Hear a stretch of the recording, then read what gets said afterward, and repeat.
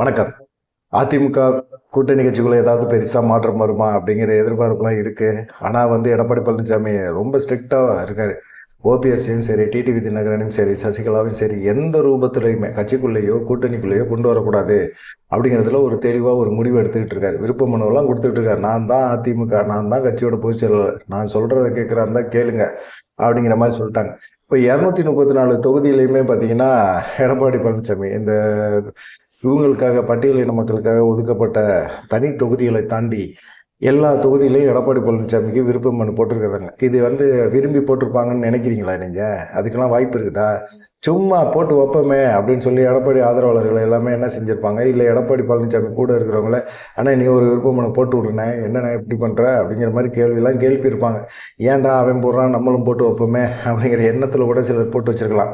அவர் மூலமாக சம்பாதிச்சோம், சரி அவரோட சந்தோஷப்படுத்திக்கிட்டே இருப்போமே அப்படின்னு சொல்லி போட்டுருக்கலாம்.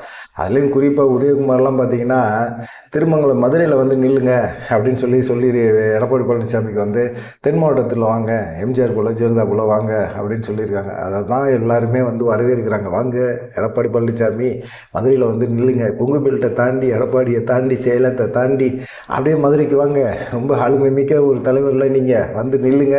உதயகுமாரே கூப்பிட்டாரு, வாங்க உங்கள் மேலே உள்ள நம்பிக்கை இல்லை, கிட்டத்தட்ட 1,00,000 வாக்கு வித்தியாசத்தில் ஜெயிக்க வச்சிருவேன்னு சொல்கிறார். ஜெயிக்க வைக்க முடியுமா உதயகுமார்னால? இல்லை எடப்பாடி பழனிசாமி உதயகுமார் பேச்சை கேட்டுட்டு நிற்பாரா?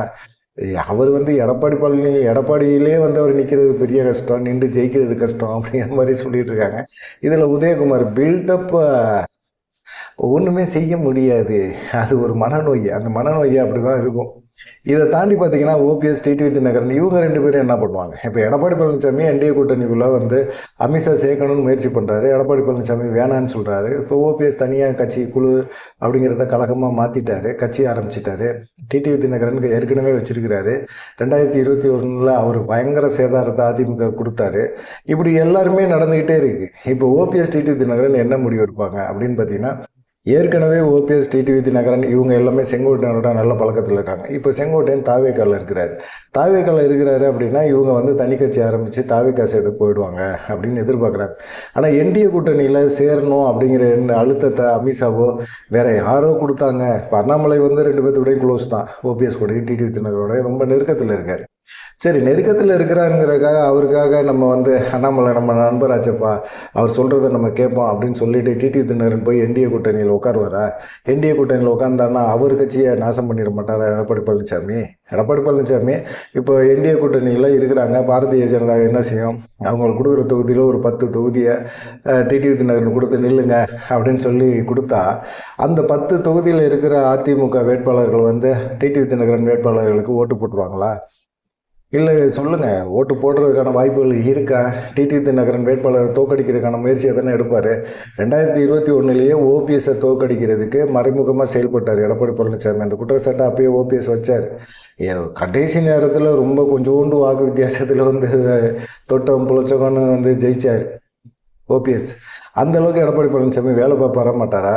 எதையாவது செலவு பண்ணி திமுகவுக்கு சப்போர்ட்டாக கூட இறங்கி களத்தில் இறங்கி செயல்படுவார். எல்லாருமே அதிமுக தொண்டர்களும் சரி, மற்ற கூட்டணி கட்சிகளும் சரி பயங்கரமாக எதிர்பார்க்குற ஒரு விஷயம் என்னென்னா, அதிமுக பாஜக கூட்டணியோட ஓபிஎஸ், டிடிவி தினகரன், சசிகலா இவங்க எல்லாமே வந்தால் ஒருங்கிணைந்த அதிமுக ஆகிடும். அதோட பாமக, தேமுதிக இந்த கட்சிகள்லாம் சேர்த்தோம்னா திமுகவுக்கு மிகப்பெரிய ஒரு டஃப்பை கொடுக்க முடியும் அப்படின்னு சொல்லி நம்புகிறாங்க. இந்த நம்பிக்கை எடப்பாடி பழனிசாமிக்கே இல்லாமல் போகுது. இந்த நம்பிக்கையெல்லாம் தெரியும், கண்டிப்பாக நம்ம ஜெயிக்க முடியும் அப்படிங்கிறதெல்லாம் தெரியும். அந்த வெங்காயம்லாம் தெரிஞ்சாலுமே அவர் என்ன நினைக்கிறாருன்னா, ஆட்சியை பிடிக்கிறத விட கட்சியில் இருக்கிற அதிகாரம் மிஸ் ஆகிடுமே. இந்த கட்சி அதிகாரத்தை வச்சு தானே நம்ம பந்தா காட்டுறோம். நம்ம முதலமைச்சராகி என்ன கிழிக்க போகிறோம்? இப்போயே திமுக நமக்கு மறைமுகமான ஒரு சப்போர்ட்டை தான் கொடுத்துக்கிட்டு இருக்குது. அவங்களே திரும்பவும் ஆட்சிக்கு வரணும், ஒன்றும் பிரச்சனை கிடையாது. மத்தியில் நம்ம பாஜகவை எதிர்த்துக்கிட்டு ஆட்சிக்கெலாம் வர முடியாது. பாஜகவே நம்ம தமிழ்நாட்டுக்குள்ளே கால் ஊன்ற முடியாத மாதிரி செய்யலாம். இப்படிலாம் நம்ம திமுகவுக்கு மறைமுகமாக ஒரு சப்போர்ட்டை பண்ணோம்னா திமுக திரும்பவும் ஆட்சிக்கு வந்த பிறகு நமக்கு ஆதரவாக தானே செயல்படுவாங்க. நம்ம கேட்குற கான்ட்ராக்டை கொடுப்பாங்கல்ல, நம்ம கேட்குற நிறைய விஷயங்களை செய்வாங்கள்ல. நம்ம சொந்தக்காரன் அவன் பாட்டு சம்பாரிச்சிட்டு போகிறான், நம்ம எதிர்கட்சி தலைவராக இருந்துட்டு போவோம். ஒரு அமைச்சருக்கான பதவின்னு தானே எதிர்கட்சி தலைவருக்கு இருக்குது. நம்ம பாட்டு ஜாலியாக சுற்றிக்கிட்டு இருப்போம். எவ்வளோ பேர் நம்மளோட மோசமாக கட்சியை வச்சு நடத்திட்டு இருக்காங்க. நான் கட்சி தலைவர்னு சொல்லிட்டு இருக்காங்க. பெரிய இயக்கம் அந்த இயக்கத்தோட கடைசி பொதுச்செயலாளராக நான் இருந்துட்டு போகிறேன் அப்படிங்கிற மாதிரி எண்ணத்தில் அவர் பாட்டுக்கு சுற்றிட்டு இருக்காரு. சரி, டிடிவி தினகரனுக்கு இப்படி தான் அப்படின்னா ஓபிஎஸ் நிலைமை எப்படி யோசிச்சு பாருங்க. ஓபிஎஸ்க்கு வந்து அமித்ஷா சொல்கிறாருயா, நான் பாஜக கூட்டணியில் என்டிஏ கூட்டணியில் அவரை கொண்டு வந்துட்டேன், அவருக்கு ஒரு 5 சீட்டை கொடுங்க அப்படின்னு சொல்லி 5 சீட்டை கொடுத்து வாங்கி ஓபிஎஸ்ஸை நிற்க வைக்கிறாரு அப்படின்னா அந்த இடத்துல அதிமுக காரங்க தென் மாவட்டத்தில் இருக்கிறவங்க ஜெயிக்க வைப்பாங்களா? இல்லை ஓபிஎஸ் ஆதரவாளர்கள் அதிமுக வேட்பாளர்களுக்கு ஓட்டு போட்டு எடப்பாடி பழனிசாமி நிறுத்துகிற வேட்பாளர்களுக்கு ஓட்டு போட்டு நிறுத்துவாங்களா? ஜெயிக்க வைப்பாங்களா? அதெல்லாம் ஜெயிக்க வைக்க மாட்டாங்க. ஜெயிக்க வைக்கிறதுக்கான வாய்ப்பே இல்லை. இப்படி தான் சூழ்நிலை இருக்குது. தென் மாவட்டத்தில் இருக்கிற முக்கியமான தலைவர்கள் எல்லாத்துக்குமே தெரியும். ஓபிஎஸ்ஸையும் சசிகலாவையும் கட்சிக்குள்ளே கொண்டு வாங்க, கட்சிக்குள்ளே தான் கொண்டு வரணும்.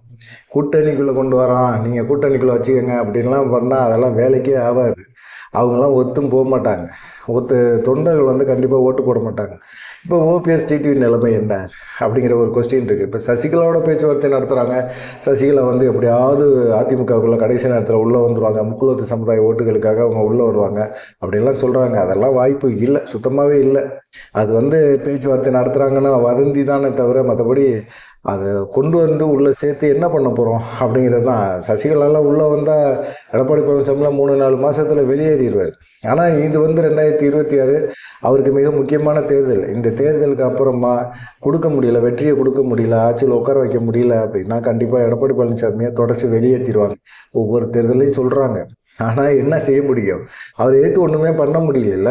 காசு வாங்கினீங்கல்ல, காசு வாங்கிட்டு அவர் கூட வந்து எல்லாருமே ஜாலராக தட்டுறீங்க.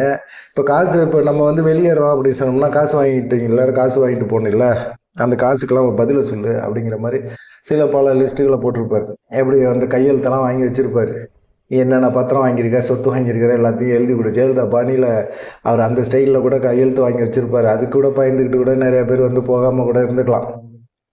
இப்போ ஓபிஎஸ் டிடிவி தினகரன் என்டிஏ கூட்டணிக்குள்ளே வர்றதுனால அதிமுக வந்து பலம் பெறும். ஆனால் வந்து டிடிவி ஓபிஎஸ் பலம் பெறுவாங்களா அப்படிங்கிற சந்தேகம் வந்து அவங்களுடைய ஆதரவாளர்கள் மத்தியில் இருக்குது. எடப்பாடி பழனிசாமியை நம்பவே முடியாது, ரொம்ப துரோகம் பண்ணுவார் அப்படிங்கிறதுல கரெக்டாக தெளிவாக ஓபிஎஸும் டிடிவி இருக்கிறாங்க. கண்டிப்பாக நம்ம வேட்பாளர்களை தோக்கடிக்கிறதுக்கான வேலையில் இறங்குவார். இதை வந்து அமித்ஷாட்ட நான் சொல்லியாச்சு, அமித்ஷாட்டே பேசியாச்சு. எடப்பாடி பழனிசாமி நம்பிலாம் நாங்கள் நிற்க முடியாது. ஆனால் அமித்ஷாவுக்கு என்னென்னா தென் மாவட்டங்களில் இவங்க 2 பேரோட ஆதரவு இருந்தால் தான் பாஜகவே ஜெயிக்க முடியும். அப்படிப்பட்ட ஒரு சூழ்நிலையில் இவங்க நம்ம கூட்டணிக்குள்ளே இருக்கணுமே, நம்ம கூட்டணிக்குள்ளே இருந்துக்கிட்டு இவங்க எடப்பாடி பழனிசாமி இவ்வளோ துரோகம் பண்ணுவாருன்னு இவங்களே பயப்படும் போது நமக்கு பெருசாக வந்து வெற்றிகளை கொடுக்கணும்னு அவசியம் கிடையாது. சட்டமன்ற தேர்தல் முக்கியமான தேர்தல் கிடையாது. மெல்ல கூட தமிழகத்தில் கால் ஊனிக்கலாம். நாடாளுமன்ற தேர்தல் தான் நமக்கு மிக முக்கியமான தேர்தல் அப்படின்னு அவங்க அசால்ட்டாக நினைக்கலாம். ஆனால் ஓபிஎஸ் டிடிவி தினகரன் அப்படி நினைக்க முடியுமா? அதில் எவ்வளோ பெரிய அரசியல் எதிர்காலமே அவங்களுக்கு இருக்குது அப்படிங்கிறத யோசிப்பாங்கள்ல. இப்போ பாஜக தலைமையில் ஒரு கூட்டணி அப்படின்னா கண்டிப்பாக வந்து அந்த தலைமையில் வந்து இவங்க இருப்பாங்க. இப்போ அதிமுக தான் அந்த என்டிஏ கூட்டணிக்கு தலைமை அப்படிங்கும்போது தலைமையை எடுக்கிற முடிவு தான் வந்து கூட்டணி கட்சிகள் கேட்கணும் அப்படிங்கிற மாதிரி இருக்கும்போது கண்டிப்பாக வந்து எடப்பாடி பழனிசாமி நம்பியெல்லாம் களத்தில் இறங்க முடியாதுங்க அப்படிங்கிற மாதிரி ஓபிஎஸ் டிடிவி தினகரன் 2 பேருமே யோசிக்கிறாங்க. சரி, என்டிஏ கூட்டணி வேணாம், வேறு யார் சைடு போவாங்க அப்படின்னு பார்த்தீங்கன்னா தாவேகா சைடு போகிறதுக்கு வாய்ப்பு இருக்குது. தாவேகா சைடு போகிறேன்னா விஜய்கிட்ட பேச்சுவார்த்தை நடத்துகிறாங்க. விஜய் எந்த பதிலுமே சொல்லலை. இப்போ ஏங்க பதில் சொல்லணும்? இன்னும் காலம் இருக்குது, அவகாசம் இருக்குது. அவர் ஓபிஎஸ் வந்து அவர் கட்சியை வலுப்படுத்திக்கிட்டோம், ஒன்றுமே பிரச்சனை இல்லை, வலுப்படுத்தி ஜனவரி பிப்ரவரி மாதம் போல் வந்து கூட்டணி தொடர்பான பேச்சுவார்த்தை நடத்திட்டோம். அவருக்கு என்ன 10 சீட்டு தானே, இல்லை 15 சீட்டாக கொடுத்துடலாம். டிடிவி தினகரனுக்கு என்ன 20-25 சீட்டு வேணுமா கொடுத்துடலாம், ஒன்றும் பிரச்சனை கிடையாது. செங்கோட்டையன்ட்ட பேசிகிட்டு இருக்காங்க. செங்கோட்டையன் ஓகே தான். ஓபிஎஸ் டிடிவி தினகரன்லாம் வந்தால் தாவேகா வலுவாகிடும். தாவேகா வலுவாகிடுச்சுன்னா இங்கிட்ட அதிமுக வலுவில்லாமல் போயிடும். தாவேகா வலுவாக்கக்கூடாதுங்கிறது தான் பாஜகவோட இதுவே அசைன்மெண்ட்டு. ஆனால் எடப்பாடி பழனிசாமி தாவேகா வளரக்கூடாதுன்னு நினைக்கிறாரு. ஆனால் தாவேகாவோட கூட்டணி வைக்கணும்னு யோசிக்கிறாரு. தாவேகாவோட கூட்டணி வச்சுக்கணும், கூட்டணி வச்சு கூட இருந்தே கழுத்த இருக்கிறதுன்னு ஒன்று சொல்லுவாங்கள்ல, அதுபோல் கூட இருந்துக்கிட்டு அவங்கள வளர விடாமல் செய்கிறதுக்கு என்ன பண்ணணும் அப்படிங்கிறத மட்டும்தான் எடப்பாடி பழனிசாமி யோசிக்கிறார். அதை தாவேகா நல்லா புரிஞ்சு வச்சுருக்காங்க. குறிப்பாக இப்போ செங்கோட்டையன் போயிருக்காருல, அவர் ரொம்ப தெளிவாக இருக்கிறார் எல்லா விஷயத்துலையுமே. அவர் வந்து அவ்வளோ சுலபத்தில் வந்து இவங்களோடலாம் கூட்டணி வச்சு செயல்படணும் அப்படிங்கிற மாதிரிலாம் யோசிக்க மாட்டார். அதனால் அதிமுக தாவேகா கூட்டணி வர்றதுக்கு வாய்ப்பு இல்லை. அதே போல் பாஜக அதிமுக தாவேகா கூட்டணி உருவாகிறதுக்கும் வாய்ப்பு இல்லை.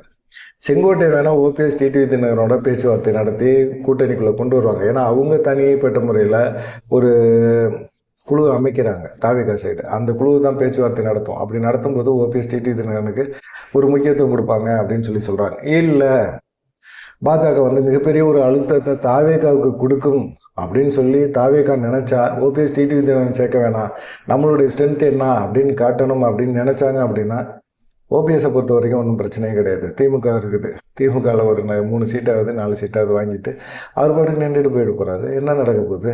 ஒன்றும் பெருசாக ஒன்றும் தப்பு கிடையாது. அவர் கட்சியை அவர் வளர்க்கணும், யார் கூட வந்து நின்றா அவர் ஜெயிக்கணும் அப்படிங்கிறதுல இருக்குது. ஒரு 5 தொகுதியோ ஒரு 6 தொகுதியோ ஓபிஎஸ் வந்து ஜெயிச்சு சட்டமன்றத்துக்குள்ளே உள்ளே போயிட்டாங்க அப்படின்னா, எடப்பாடி பழனிசாமி அதிமுக ஒரு 10 தொகுதி தான் ஜெயிக்க முடியுது அப்படின்னா என்ன நடக்கும்? ஒரு மாற்றம் வரும், அரசியல் மாற்றம் வரும் அப்படின்னு சொல்லி யோசிக்கிறாங்க. டிடிவி தினகரன் கடைசி நேரத்தில் சில மாற்றங்களை பண்ணுவார் அப்படின்னு சொல்கிறாங்க. என்ன மிரட்டல் அமித்ஷா கொடுத்தாலும் போனாலும் தேர்தல் நெருக்கத்தில் நாங்கள் அறிவிக்கிறோம்னு சொல்லிட்டு என்டிஏ கூட்டணிக்குள்ளே சேர மாட்டாங்க 2 பேரும் அப்படின்னு சொல்லி சொல்கிறாங்க. பார்க்கலாம். எடப்பாடி பழனிசாமியை நம்பி எங்கள் வேட்பாளரை ஜெயிக்க வைக்க முடியாது. எடப்பாடி பழனிசாமி எங்களையும் சரி எங்கள் வேட்பாளர்களையும் சரி தோக்கடிக்கிறதுக்கான முயற்சியில் இறங்கிட்டு இருக்கார் அப்படிங்கிற மாதிரி ஓபிஎஸும் டிடிவி தினகரன் அந்த குரூப் சொல்லிட்டு இருக்காங்க. சசிகலாவும் கட்சிக்குள்ளே தான் என்னை சேர்க்கணும் அப்படிங்கிற மாதிரி அவங்களும் பேசிட்டு இருக்காங்க. அமித்ஷாவுக்கு என்ன செய்யறதுன்னே தெரியல. எடப்பாடி பழனிசாமியோட சூழ்ச்சி எல்லாத்துக்கும் தெரியுது. பெரிய சூழ்ச்சிக்காரனாக இருக்கிறானையா அப்படிங்கிற மாதிரி அமித்ஷாவே யோசிக்க ஆரம்பிச்சிட்டு இருக்கிறாரு. என்ன பண்ண போகிறாரு அப்படிங்கிறத பொறுத்திருந்து பார்ப்போம். நீங்கள் என்ன நினைக்கிறீங்க? ஒரு வலுவான அதிமுக உருவாகிறதுக்கு வாய்ப்பே இல்லாமல் போயிட்டு தான் இருக்குது. நாளுக்கு நாள் தேஞ்சு கட்டெரும்பான கதையாக ஆகிட்டு இருக்குது. பார்க்கலாம் என்ன நடக்கும் அப்படின்னு சொல்லி. நீங்கள் என்ன நினைக்கிறீங்க அப்படிங்கிற ஒரு விஷயத்த மறக்காமல் கமெண்ட் பண்ணுங்கள். நன்றி, வணக்கம்.